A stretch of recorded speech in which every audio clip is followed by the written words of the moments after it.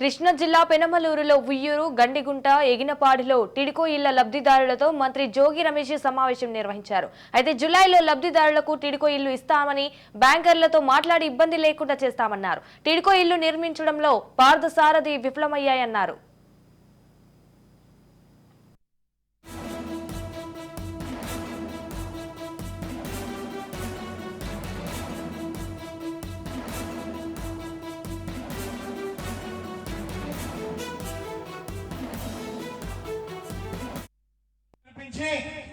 నేను గండిగుంటెల్ని స్వయంగా చూసి మళ్ళా ఇక్కడికి వచ్చి చూసిన తర్వాత మీకు నేను అందరూ ఏం చెప్పారో నాకైతే తెలియదు.